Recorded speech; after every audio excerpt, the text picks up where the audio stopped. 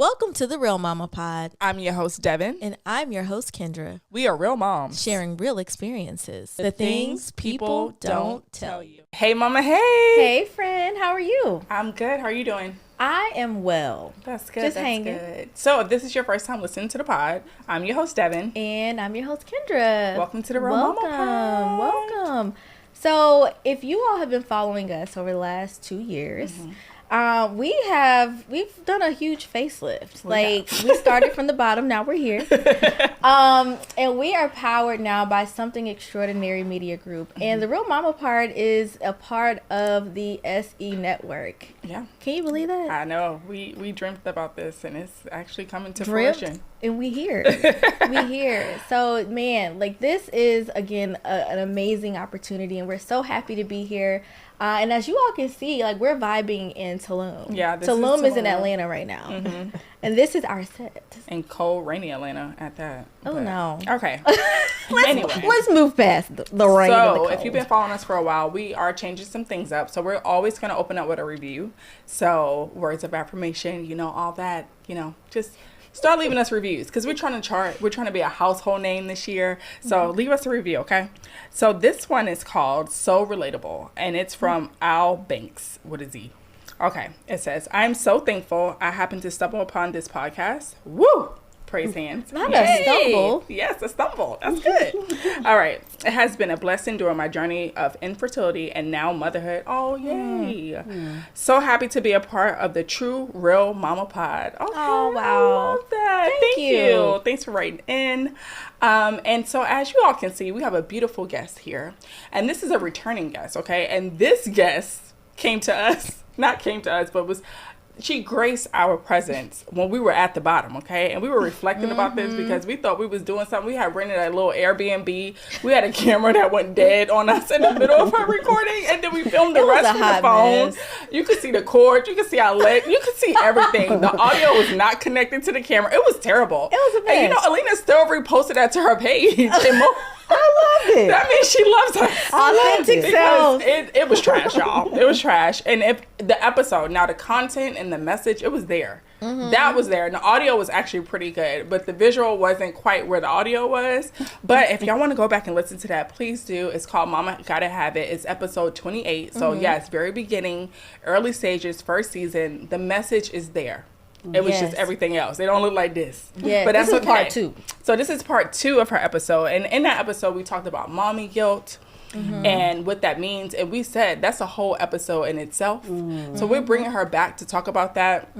She's going to give us some tips because she's a coach and she be getting mamas together, especially high functioning mamas. So yeah, we're going to dibble and dabble a little bit. But Don't be surprised if Alena start asking us questions right, too, exactly. Because that's just what she does. She did that to us last time too. So how are you taking care of yourself? So welcome back, Alena. Welcome back. We're so happy to have I am you. so proud of y'all. Y'all know I always have to give y'all flowers because y'all are my babies Yes. still. We love you. Before we were even thinking about kids, right? And of course now, a decade later, we all have children. And I think that to be able to have this space in this community speaks volumes about the fact that you're still honoring yourself, right? And saying, I need a moment and I also want to serve others. And so thank y'all for having me. I'm glad to be here. This feels amazing. I'm nervous because I'm like, where are we? Are you like the Oprah Winfrey Network? It's definitely an upgrade from the last time. Man, I I'm love telling it. y'all, it's something extraordinary. Yes, lovely. absolutely. So, Alena, you have been very trained. You have your own podcast, The Reminder Remedy. Yes.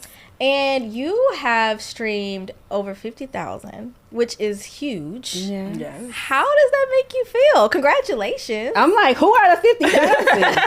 Come on. I think it's a good feeling, when my very first episode, which is still one of my favorite, is called Your People Aren't Your People. I recorded it from my phone. I was at a conference and I was inspired by one of the messages that just kind of said, you just got to sometimes just go, even when you're not ready, And I went back to my hotel room and just started recording. And here we are 5 years later, and I listened to some of my own episodes, and I'm like, damn, girl, you really be out here telling people what to do with their lives, you know? And, you know, I could look back and as a young 30-something, and a lot of what I was saying is still holds true, even though I've evolved and I understand it even more. Like, I even understand my own messages more. But to know that 50,000 episodes have been played in people's ears, it is very gratifying, and it really encouraged me to keep going. Because, you know, I mean, the space has changed. It's gotten a lot more robust, and that can be intimidating. And so, you know, to know that even when I wasn't recording, people were still listening, it felt really good. Yeah. Speaking of not recording, you were pretty transparent about taking like a sabbatical. Yep. So what prompted that? Yeah. You know, I think that it was a couple of things. So, number one, I had a client who she was telling me about a contract worker that she had been partnered with who essentially works every 6 months. Okay. And so essentially he would work on a project for 6 months, and then he would take 3 months off, then he would go back. But he was in very high demand in his space, like he worked in marketing. But one of the things that he attributed to his success was his ability to essentially do nothing. So he would, you know, be inspired by the 3 months where he wasn't having to be in the weeds. Right. And so I took this concept of seasonality, which had been kind of, I had heard a few productivity gurus, or, you know, actually Cal Newport, shout out to Cal, you know, I love him. He mentioned how for him as an academia, he has summers off, but he thinks that as his, you know, part of his productivity, for lack of a better term, is because he can truly take breaks and go and write and go and do these things. And so as part of the work that I do with individuals, I was encouraging them to take breaks, and I was seeing like extraordinary results. And so, you know me, I'm like, practice what you preach, right? So I had already kind of started thinking about how can I have a slow down period. And it just never came, right? We always think about, okay, we're going to take a break. And then eventually the body says, oh, you're going to sit down. Right. You're going to slow down. And so I started having some health challenges that I could no longer ignore. And so in 2022, I got diagnosed with something called achalasia, which is basically where you're having like spasms in your esophagus. And it left me where I was like choking in my sleep every night. And it was just a really, really hard time of suffering for almost 2 years, until I finally said I'm going to go and like get it checked out. Right. And so that the way that my schedule works is that I renew all of my clients in January. My surgery was in February, and I was like, this is the perfect time to just like not renew anybody and just like focus on me. And it was like the best thing that I could have ever done. And so I think that it was a combination of me wanting it and then my body forcing me to do it, that I finally just took a step back and spent all of last year still working, but not at the same pace. But then I also had at least a quarter of just like purely focusing on me, which was life changing, obviously. Can you imagine? What did you learn during the sabbatical about you? Yeah. So first of all, I just really realized that even when you have surgery, right, or you are making these changes, it doesn't mean that you're fixed. And so I kept thinking, okay, I'll have the surgery. As soon as I came out of the surgery, like my instant pain was gone. But as part of the surgery, they essentially had to wrap a piece of my stomach around my esophagus, which then resulted in complications with like my stomach, which had me in the hospital for almost 2 weeks, away. And y'all know I got 4 kids, right? And a husband who's trying to survive. And so that period actually was like, okay, we think I'm doing this big thing, right? The surgery being the big thing. And then everything's going to fix, and I'm going to just go back to doing what I was doing. But again, I had already told myself this is the season where you really got to make a change, but then see your change through. And so once I had the surgery, I felt pretty good. And then this step back really became like this period of me figuring out, how did I get here? So it was very reflective, right? It was very painful. So like there were nights where I was like literally on the sofa like, fuck, like, am I gonna die tonight? Right. Like that's how much pain I was in. Like, is this it? And I would look around and I'm like, this is not like where I want to die. Right. Like this is not how I want to end. Like there's so much stuff that I want to do. And I had really gone through a season of a lot of like self-doubt and not knowing like what's my next move. And it was like in that moment, I was like, who cares? Like you have breath, right? You know, like you had the opportunity to just like be and choose. And now you physically can't. Like you are like, you know, under anesthesia, like not doing anything. Yeah. And so during that period, I just kept making promises to myself, like, God, if you get me out of this, I promise you I'm going to change. When I got home from the hospital, the first book, and y'all know I love books. I've become like a super audio book girl. But the first book that I listened to was Viola Davis's new book. And that book is so good. Yeah. But it's grimy. You know, like she talks about like waking up with like rats biting on her face. You know, and so it was just like, she became like my fairy godmother in that time where I'm like heavily medicated, out of surgery, and I'm just like listening to her every night. But her messaging was so powerful to me because it was like, it's a journey, you know, and there is no quick fix. Like it's just not gonna happen. And so stop expecting it. And so the moment that I realized like, okay, I've been putting too much on myself, and I need to just be more in tune with what's inward to then make outward decisions. It's just changed the way that I move, you know, because I show myself and my body a lot more grace, but then I allow myself to like process a little bit longer because I've always been super impulsive. I move really fast, and now I just like slow the fuck down. I just slow down. That's real. I'm learning that too. Yeah, it's me hard too. to slow down when you're just always going. Yeah, and your body is mentally and physically telling you to stop. Pause. Right. Pause. I'm That's the word of the year. Pause. It's like pause. In coaching, we call it a present pause. Like when you really want to ask your client another question, but you're like, just pause. Let them really think. And even I just did a training at a early learning center with some of the leaders.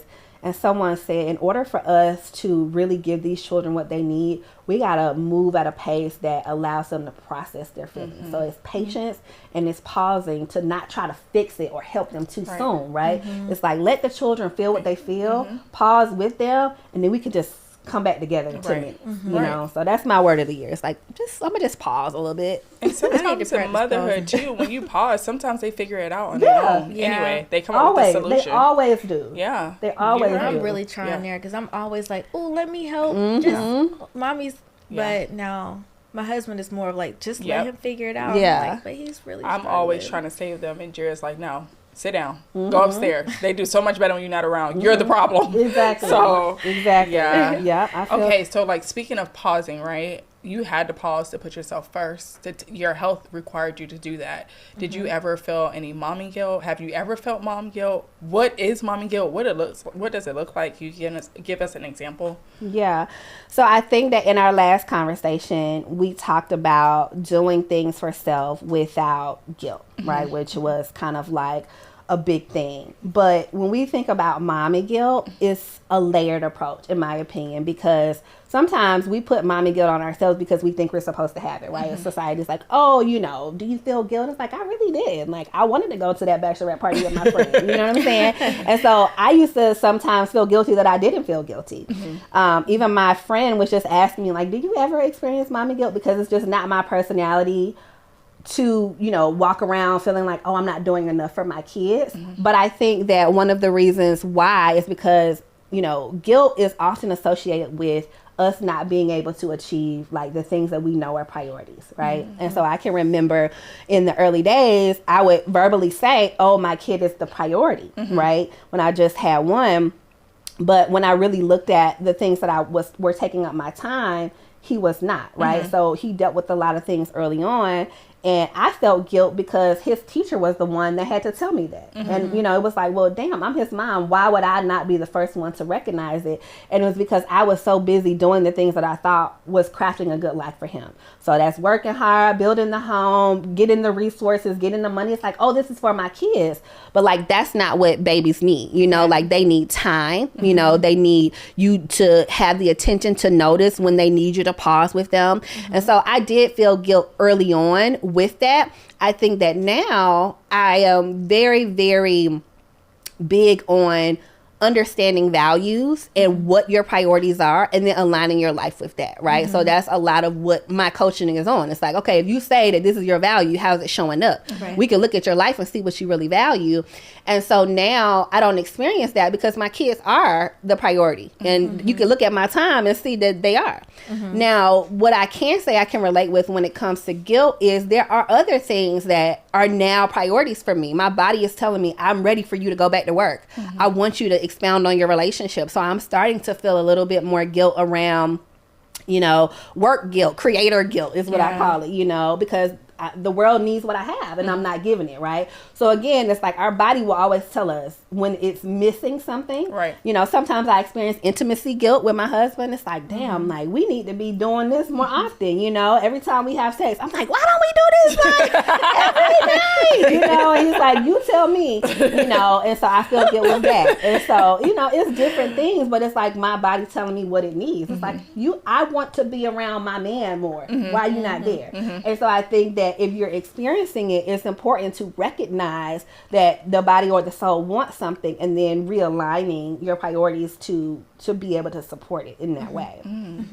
So if a mom is feeling like this mama guilt, like what can she do to kind of adjust the way she's thinking and feeling and kind of releasing herself from that mama guilt? Well, something that I heard early on that really resonated with me, and it probably was like a podcast or a book, but it said that you are not the only one that can provide the things that you think your children need, right? So meaning you have a village, or you say you want to have a village. Are you letting them be that, right? So maybe you can't be at every kid event, especially if you have multiple kids. Like, it's just not possible.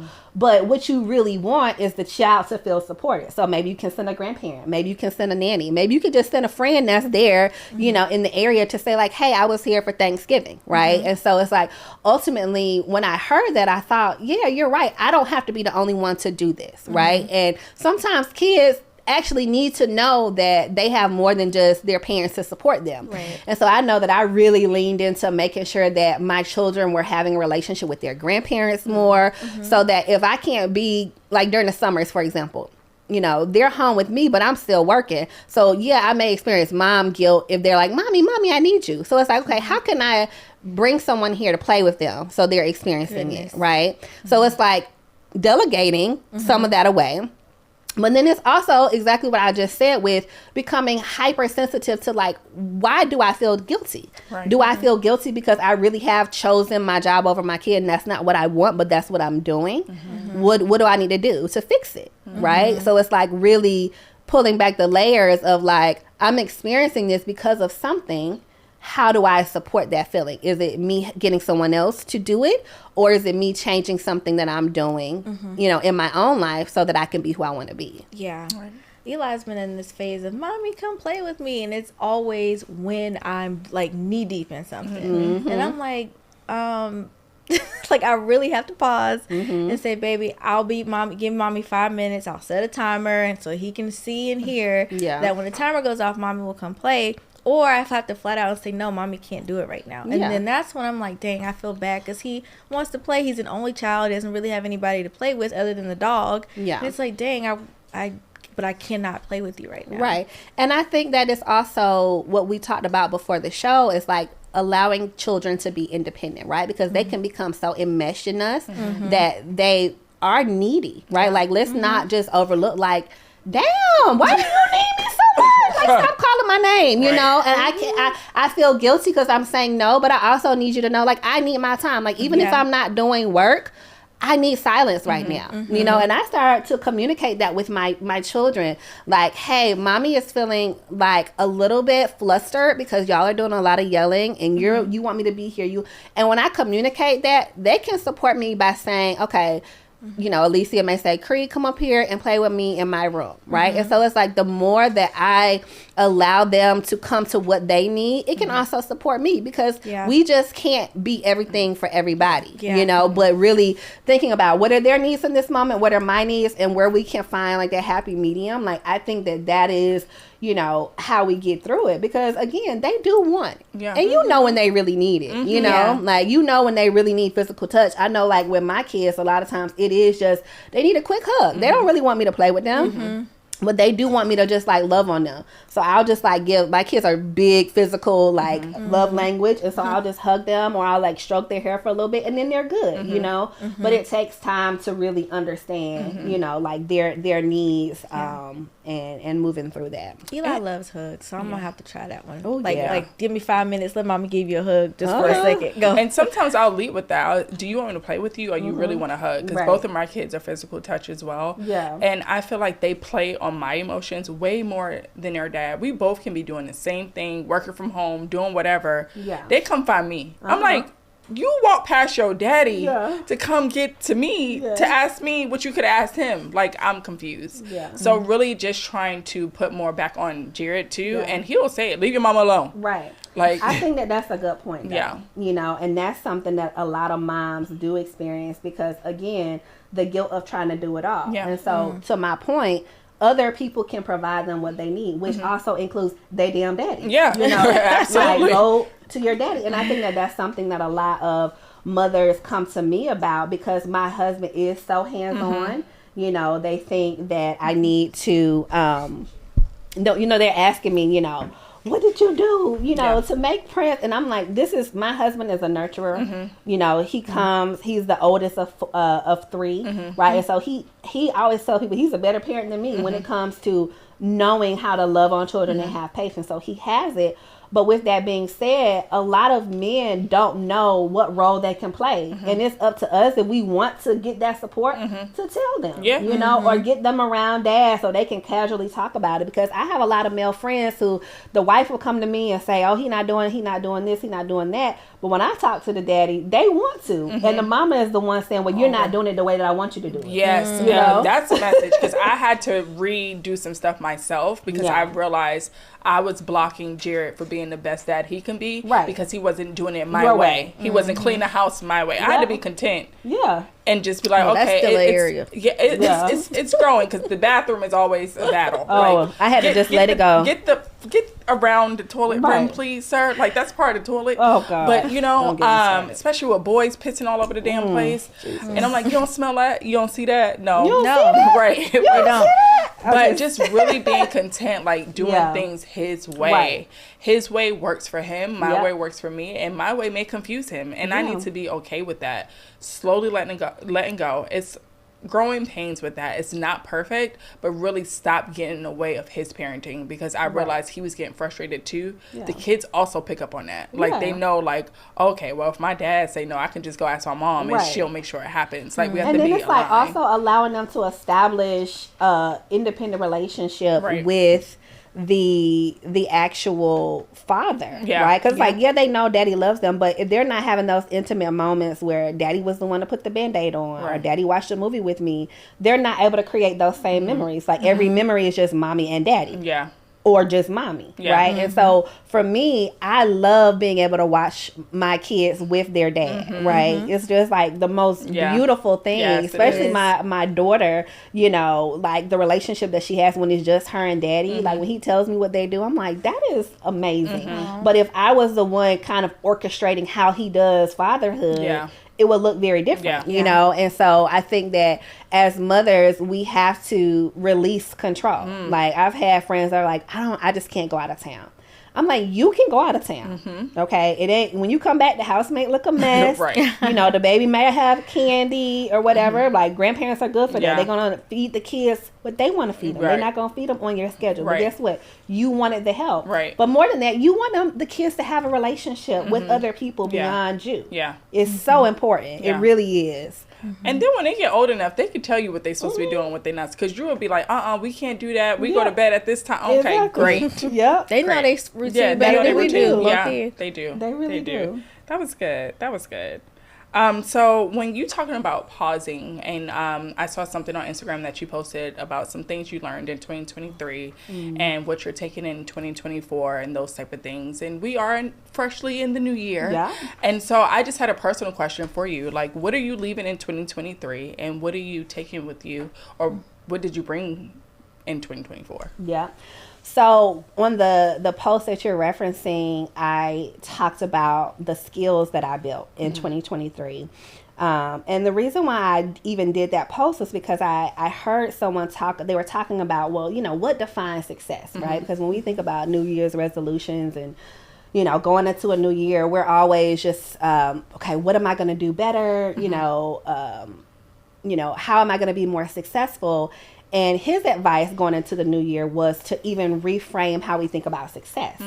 He said, instead of trying to be the most successful or the fastest or this and that, ask yourself, how can I add more value? I also was listening to something, and y'all know I'm always listening. Yeah. my clients are always like, so you read how many books this week? I was also listening to something that talked about how going into this new year, it's important for us to go into a space of more individual mastery. Because so many people have become generalists, and the idea of having a craft like we used to has kind of gone away. And so combining those thoughts, I started to reflect on, number one, how am I adding value in rooms, and how can I get better at how I add value, right? And so I always like to end the year with like a big reflection of like not necessarily what I did wrong, but like what did I do right? And so I think, I haven't really thought about what I'm leaving in 2023. I think what I want to leave is, being, sick. Yeah. I just want to be healthy, right? I want to make good choices. But I think that in 2023, I got very, very clear on what I do and do not like to do when it comes to my career, right? So sitting down and pausing again, I got to reflect on, how did this project make me feel? Right. How did working with this type of team make me feel? And, what am I really good at? And how can I become better at it? And so I looked through every single project that I did, the team, the locations, did I have to travel? I realized that I don't like to travel that much for work. I don't like going away from my kids during the week, not because mom guilt, bye.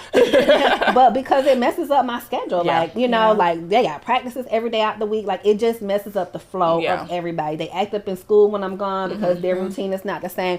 It's just not worth it to me unless it's a really big thing that I need to be at. So I realized I don't really like to travel for work. I also realized that when it comes to the type of teams that I work with, I like to be in environments where I can be myself. I wear my nails long. I don't want to feel like I have to wear my nails short, things like that. Sometimes we're on Zoom, my team member, she's fully dressed, in a suit, but that's just how she moves. I appreciate that. For me, I can be in sweatshirts, right? So it's like getting really clear on what I like and then doing more of that. Right. And so as I go into the new year, now it's about mastering that. How do I find more spaces where I can show up as myself? How do I connect with people that their vibe is my vibe, right? And then it's the actual skill set, right? Like my skill set as a coach, my skill set as a facilitator. How can I dig deeper into that so that the things that I do resonates, so that people are sharing it and that it gets better and better. And so I think that, going back and reflecting and seeing like what you did to add value and then how you can master that in 2024. They say it takes 10,000 hours to master something. How can you get your hours up this year? Oh, get your hours up. Okay, 10K hours. That's the motto. Get your hours up. So what's next for you? How you can get hours up, Alena? What's next for you? I think that this is going to be a breakout year for me. It already has been. Like y'all know, I've been missing from social for a while. I'm back, right? So restarting the podcast. Really getting clear on like where I want to be. Like I love hosting, and so I want to get more hosting opportunities beyond the show. Just to kind of talk about some of the things that I give to individuals in my coaching, I want to give to the masses. I think that this will be the year that I start actually working on my book. And so my process that I use in my coaching is called life crafting. And so I want to turn that into a book and really start putting the concepts from that in different environments. So I want to do it not only at the work level or the personal level, but I want to do it in academia because I think that, we're taught so many skills for success, but we're not taught life skills. And so I want to get that to the audiences that I serve earlier, right? I don't want to meet you when you're 40 and you're trying to fix it. Like, I wish I could know the 20-year-old version of you or the 16-year-old version of you. Yeah.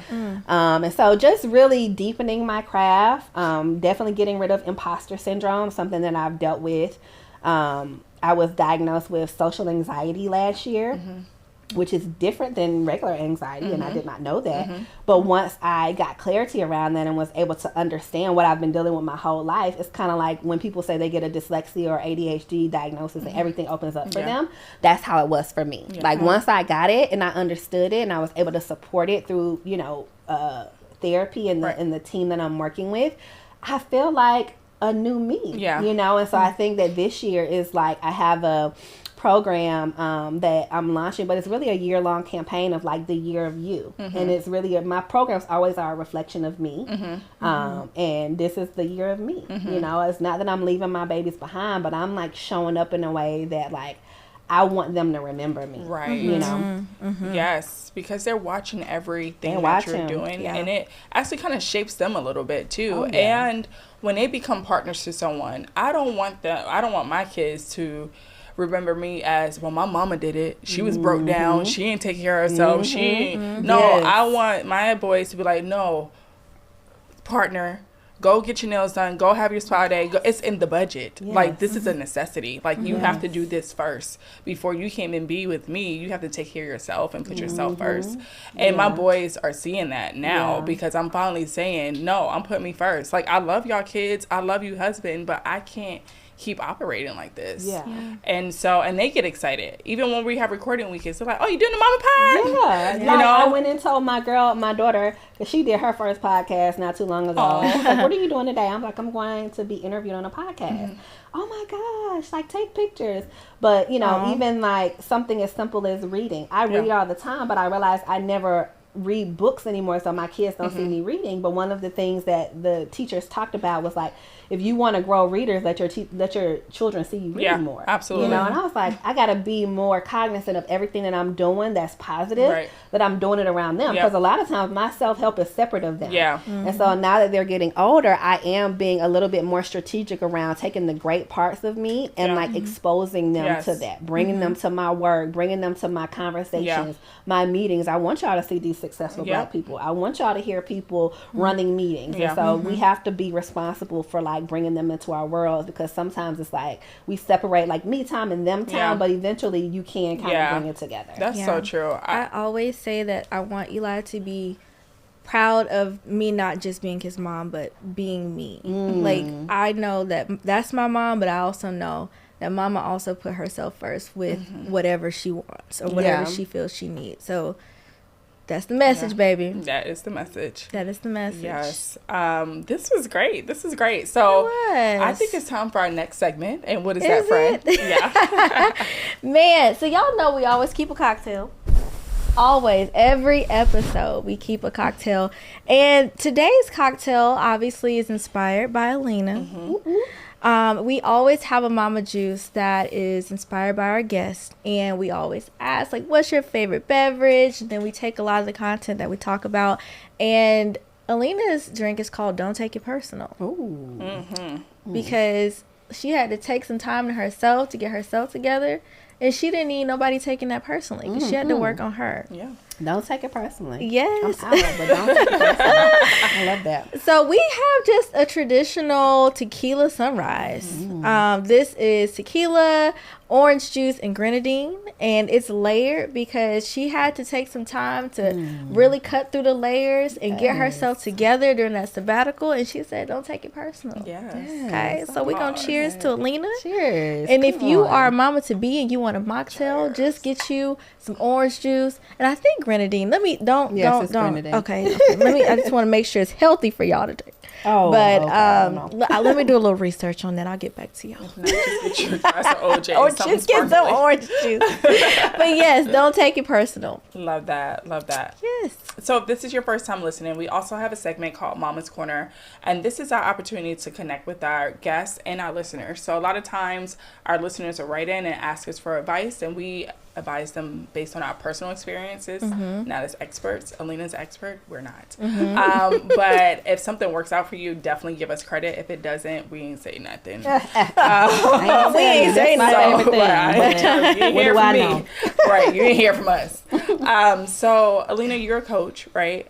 And you are helping women, moms, every day get in their life together. So I think for Mama's Corner, it can be like interactive and it'll be a little fun. And so I want you to get your coaching hat on. And I want you to kind of walk us through a mom who has lost herself, no self-identity, don't know who she is outside of mamahood. When she said, Devin, I'm just a mom. What do you say to that mama? How you get her together? Wrap her up. Help her. Put a bow on it. That's so real. You know what? I actually, I said that the other day, and I was like so embarrassed because I'm like, girl, you don't even talk like this, you know, because that's not really what I feel. Right.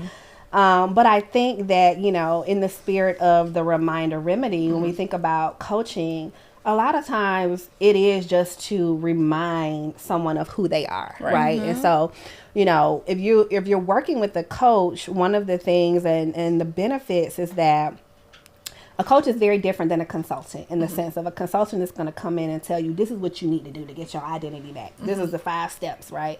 But with the coach, it's very much about co-creation, right? And it's about, you know, me asking the right questions to help you identify what you already know, right? So, you know, my tagline for my podcast is like, everything you need is everything you got. Because I truly believe that we possess these skills. So if, you know, if someone who is looking to reclaim their identity, number one is we're going to explore, you know, what is the story that you're telling yourself, right? And so that exercise looks like just writing it down, because sometimes we don't even realize the subconscious thoughts that we think about ourselves. So I'll have them, you know, write down the story that they believe right now. You know, what is the identity that they're taking on right now? And then our journey is to recraft that. One of the ways that we go about rewriting a story is, number one, you know, leaning on the fact that it didn't just start with us, right? So we have very powerful ancestors, all of us in our lineage, that can support us getting past this phase. You know, one of the things that we have to remember as mothers, but also as women who are healing, is that, you know, our grandmother carried our eggs, right? So, you know, y'all know this from a biological standpoint. When your grandmother was pregnant with your mother already had you in her womb. So from a DNA standpoint, sometimes we come into this life with some level of trauma, right? But with that also being said, we come into this life with DNA and genetics that also make us powerful, right? And so is getting to the root of like, who are you really? Right. So as an example, you know, I kept feeling this pulling towards like education or teaching. And I'm like, I don't want to be in the classroom. I've never desired to be in the classroom, but I can remember from being a little girl, I would line up my stuffed animals. I would tell my mama to print off stuff at her job, and I would like do math worksheets. Like, I loved coaching people. But I have this affinity for Black people, right? Where do we find our place in the world? And so I'm doing all of this work trying to figure out, like, should I do it? Does this mean I got to go and get another degree? Why do I feel like I already possess what I need? Right. And I just felt called to, like, Google, like, my grandparents. Girl, do you know that in this exercise, I ended up discovering some work that my grandfather had done. I already knew that they were in academia. Like my grandmother, she was the superintendent for Atlanta Public Schools. My grandfather was a dean at Spelman. But when I Googled his name, the document that came up was literally like 42 pages of work that he put together for the city of Atlanta to essentially show them how to specifically teach Black children so they could be more successful in schools. Wow. And this was literally at the moment that I'm thinking, I don't have enough to be what I want to be. And to me, that was like a moment where universes aligned, where I realized, like, I don't need y'all to tell me who I am. I already came here with a destiny and an identity. That's right. Now I have to be reminded of it. So I think that doing that work with my clients is powerful, because I have them call up their grandparents. I have them talk to friends to tell them what are the best parts of them. And then typically I would say in 30 to 60 days, they almost like have this reminder or this light bulb moment of like, damn girl, you are the shit, right? You know, Yes. and like it happens, and then like that it takes off, right? And so first of all, it's just kind of helping them rewrite whatever has been tarnished, which could be tarnished by hormones or, you know, body changes or a job change or being in a relationship where you can't be your full self. Yeah. The other part of it is being okay with like shedding old identities, right? So we know that that's a big part of like becoming a mom. Is like sometimes we hold on to like who we used to be, Right. and it's like, oh, I gotta be able to move through this, Right. Yeah. and so even once I become a mom, I'm a different mom than when I had 1 kid versus 3 kids. I'm a different mom than when my kid got diagnosed with this versus when he was. Like all these seasons help you become this new person, and it's like, how do I become okay with like the ebbs and flows? Right. So it's that new skill set of like, I'm going to always change. How do I do the work regularly to check in with myself? Right. Yeah. So that's where coaching to me comes in, because it gives you these tools. Like I have a client who now, she was with me for 3 years, but now she just checks in because she has the tools. And she'll come back and she'll say, girl, I dealt with this, but I use this, you know, activity to bring me back to myself. Right. Or I need to do a quarterly check-in. And so, you know, it's a process, but I think that when it comes to us feeling like we've lost ourselves, we have to do the work to figure out who we are now and not hold on to the past, that, you know, the past version of us, but then also using the things that are inherent to us and our legacy to then build us back up. Right. That was good. I feel like I need to tap. Listen, the feel like you need ancestors to book will a come. session? Listen. Right, seriously. The ancestors will come back and speak to you. They will. They will. Yeah. They will. Alena, this was great. Of course, you blessed the pod again for the second time. We can't wait to do it for a third. Listen. But how can the people find you if they want to reach out to you, if they want to know more, they want some coaching, they got some questions, they want to take a quiz? Yeah. Plug what you got. So most of my information can all be found on my website, thereminderremedy.com. I'm on Instagram. I have most of my stuff that comes to my personal page, so that's at Alena Conley. But then the podcast page is at The Reminder Remedy. And from there, it'll take you down the pathway of discovering yourself. Right? So I look forward to connecting with y'all. Yeah. I Thank love you, that. Alena. I love that. Always keeping us together. Yeah. Yes. Yeah. Well, Always. this is great. Well, that concludes our show. It So does. until next time, mamas. Bye.